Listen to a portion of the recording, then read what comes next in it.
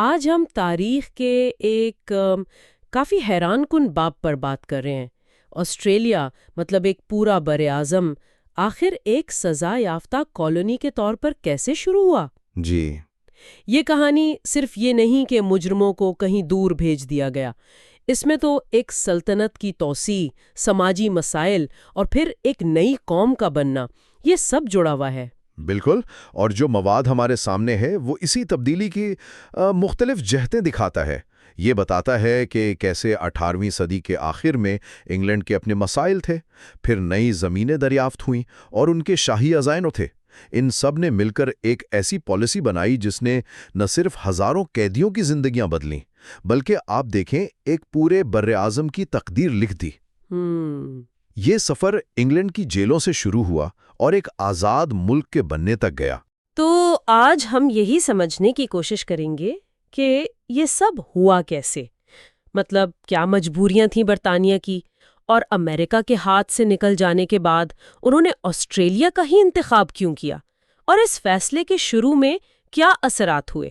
چلیں اس دلچسپ کہانی کی تفصیل میں چلتے ہیں۔ تو سب سے پہلے برطانیہ کے مقاصد۔ ذرائع تو یہی بتاتے ہیں کہ صرف مجرموں سے چھٹکارا پانا مقصد نہیں تھا، کچھ اور بھی تھا۔ جی، یہ بہت اہم نقطہ ہے۔ دیکھیں، 18ویں صدی کے آخر میں برطانیہ پر کئی طرح کے دباؤ تھے۔ ایک تو صنعتی انقلاب آ رہا تھا، شہروں میں غربت، بے روزگاری بڑھ رہی تھی۔ اچھا۔ اور اس کی وجہ سے جرائم، خاص طور پر چھوٹی موٹی چوریاں بہت بڑھ گئی تھیں۔ جیلیں تو بس آپ سمجھیں بھری پڑی تھیں۔ تو پہلے وہ کہاں بھیجتے تھے ان مجرموں کو؟ کئی دہائیوں تک تو وہ شمالی امریکہ بھیجتے رہے تھے، جو ان کی کالونیاں تھیں، جارجیا، میری لینڈ۔ وہاں وہ ایک طرح کا سیفٹی ویلو تھا۔ لیکن پھر امریکی جنگ آزادی ہوئی، 1775 سے 83 تک۔ جی، اس نے سب کچھ بدل دیا۔ امریکہ آزاد ہو گیا اور ظاہر ہے انہوں نے کہا کہ بھائی اب ہم آپ کے قیدی نہیں لیں گے۔ تو اچانک برطانیہ کے پاس ہزاروں قیدی جمع ہو گئے جن کا کچھ کرنا تھا۔ بالکل۔ ایک دم سے بحران پیدا ہو گیا۔ حکومت پر شدید دباؤ تھا کہ کوئی حل نکالو۔ انہوں نے وہ کیا۔ پرانے ناکارہ بحری جہاز نہیں ہوتے جنہیں ہلک کہتے ہیں، ہاں سنا ہے۔ ان میں قیدیوں کو رکھنا شروع کر دیا۔ وہ دریاؤں میں کھڑے رہتے تھے۔ لیکن یہ تو کوئی مستقل حل نہیں تھا۔ بس اسی وقت ایک نئی سزا یافتہ کالونی بنانے کا خیال زیادہ سنجیدگی سے سامنے آیا۔ اور جگہ ایسی چاہیے تھی جو بہت دور ہو۔ جی، بہت دور، تاکہ قیدی واپس نہ آ سکیں اور جہاں وہ ایک نئی کالونی بھی شروع کر سکیں۔ اور یہاں پھر کیپٹن جیمز کوک کا ذکر آتا ہے نا؟ ان کا وہ 1770 والا سفر۔ بالکل۔ انہوں نے آسٹریلیا کے مشرقی ساحل کا نقشہ بنایا، اسے نیو ساؤتھ ویلز کا نام دیا اور برطانیہ کے لیے اس پر دعویٰ کر دیا۔ تو اس سے ایک ممکنہ منزل نظر آ گئی۔ تو کوک کی رپورٹس کی بنیاد پر فیصلہ ہوا۔ ہاں، ان کی رپورٹس نے خاص طور پر باٹنی بے کے بارے میں حکومت کو ایک طرح سے قائل کیا۔ اگرچہ بعد میں پتہ چلا کہ باٹنی بے اتنی بھی اچھی جگہ نہیں تھی جتنی سمجھی گئی تھی۔ لیکن ایک منٹ، وہ زمین تو خالی نہیں تھی نا؟ وہاں تو پہلے سے لوگ رہ رہے تھے۔ جی بالکل، یہ بہت اہم بات ہے۔ ایبوریجنل آسٹریلوی باشندے وہاں کم از کم 60,000 سال سے آباد تھے۔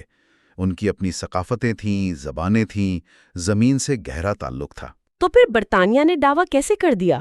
انہوں نے ٹیرا نولیس کا تصور استعمال کیا، مطلب خالی زمین۔ ان کا کہنا تھا کہ چونکہ مقامی لوگوں نے یورپین طریقے سے زمین پر کوئی مستقل تعمیرات نہیں کی یا کھیتی باڑی نہیں کی، اس لیے یہ زمین کسی کی ملکیت نہیں۔ یہ تو مقامی لوگوں کے حقوق کو بالکل نظر انداز کرنے والی بات ہوئی۔ یقیناً، یہ تو سامراجی توسیع کا ایک عام طریقہ تھا، اپنی ضرورتوں کو، اپنے عزائم کو اولویت دینا۔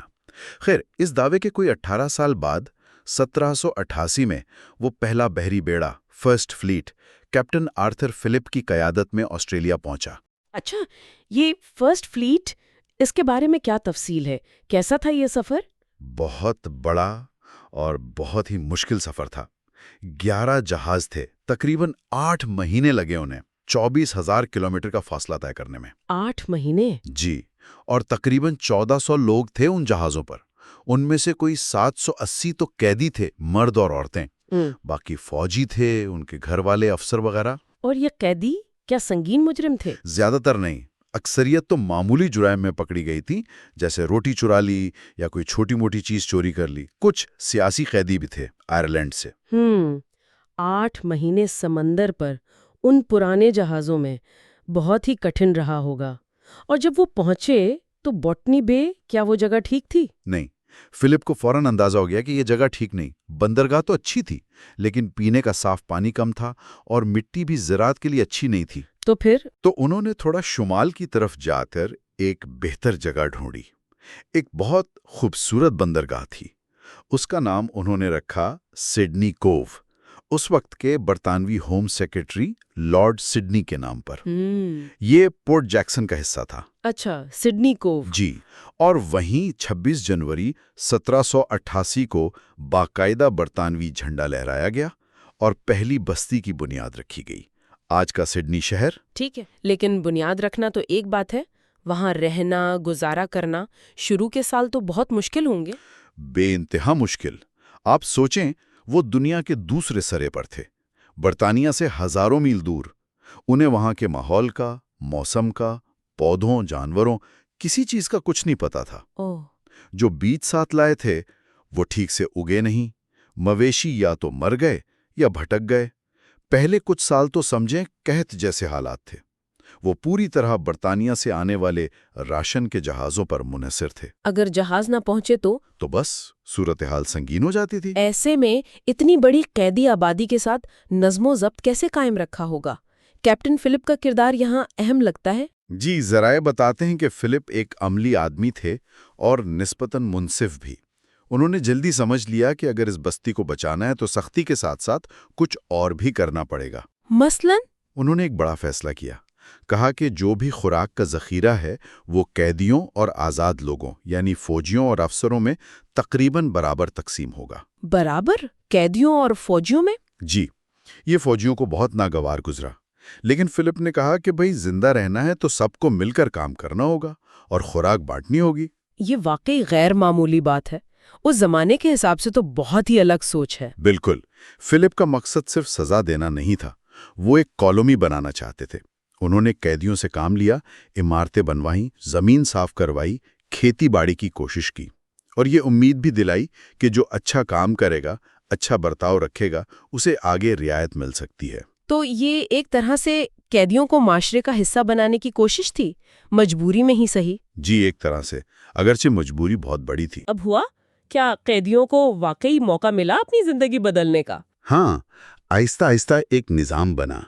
ایک چیز تھی ٹکٹ آف لیو، یہ بہت اہم تھی۔ ٹکٹ آف لیو یہ کیا تھا؟ اس کا مطلب تھا کہ جو قیدی اپنی سزا کا کچھ حصہ اچھے چال چلن سے گزار لیتے تھے، انہیں کالونی میں اپنے طور پر رہنے کی اجازت مل جاتی تھی۔ وہ کام ڈھونڈ سکتے تھے، شادی کر سکتے تھے۔ اچھا، وہ تکنیکی طور پر تو قیدی ہی رہتے تھے اور انہیں رپورٹ کرنا ہوتا تھا، لیکن یہ مکمل قید سے بہت بہتر تھا۔ یہ آزادی کی طرف ایک قدم تھا۔ اور جب سزا پوری ہو جاتی تھی؟ تب انہیں سرٹیفکیٹ آف فریڈم ملتا تھا اور وہ بالکل آزاد شہری بن جاتے۔ ان سابق قیدیوں کو ایمانسپسٹ کہا جاتا تھا۔ بہت سے لوگوں نے آسٹریلیا میں ہی رہنے کا فیصلہ کیا۔ اچھا، وہ واپس نہیں گئے؟ بہت کم لوگ واپس جا سکے، زیادہ تر وہیں بس گئے۔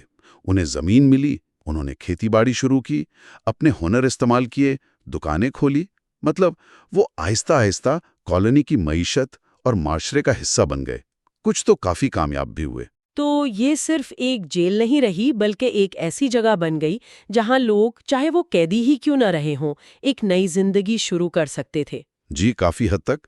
حالانکہ ظاہر ہے جو آزاد آبادکار اپنی مرضی سے آئے تھے، ان کے اور سابق قیدیوں کے درمیان فرق تو رہتا تھا، تناؤ بھی تھا، لیکن یہ سچ ہے کہ بہت سے لوگوں کو آسٹریلیا میں وہ موقع ملا جو شاید انہیں برطانیہ میں کبھی نہ ملتا۔ اور پورٹ جیکسن کامیاب ہوا تو پھر اور بستیاں بھی بنی؟ جی بالکل، پورٹ جیکسن کی کامیابی نے، یا کہیں کہ اس کے چل جانے میں، برطانیہ کو حوصلہ دیا۔ انہوں نے پھر وان ڈیمنز لینڈ، جو آج تسمانیہ ہے، وہاں بستی بنائی، پھر کوئنز لینڈ، مغربی آسٹریلیا، وہاں بھی سزا یافتہ کالونیاں بنی، اب بہت بدنام تھی۔ تو کل کتنے قیدی بھیجے گئے ہوں گے اس پورے عرصے میں؟ 1788 سے لے کر 1868 تک، جب یہ سلسلہ باقاعدہ بند ہوا، اندازہ ہے کہ تقریباً 1,62,000 مرد، عورتیں اور بچے برطانیہ سے آسٹریلیا جلاوطن کیے گئے۔ 1,62,000! یہ تو بہت بڑی تعداد ہے۔ اس کا مطلب تو یہ ہوا کہ آسٹریلیا کی جو ابتدائی یورپی آبادی تھی اس کی بنیاد تو انہی قیدیوں اور ان کی نسلوں نے رکھی۔ بلا شبہ اس ورثے کا آسٹریلوی معاشرے کی شروع کی بناوٹ اور اس کے کردار پر بہت گہرا اثر پڑا، لیکن کہانی یہاں ختم نہیں ہوتی۔ 19ویں صدی میں 2 بڑی تبدیلیاں آئیں جنہوں نے آسٹریلیا کو صرف سزا یافتہ کالونیوں کا مجموعہ ہونے سے آگے بڑھا کر ایک قوم بننے کی راہ پر ڈالا۔ اچھا، وہ کیا تبدیلیاں تھیں؟ پہلی تو تھی آزاد آبادکاروں کی آمد۔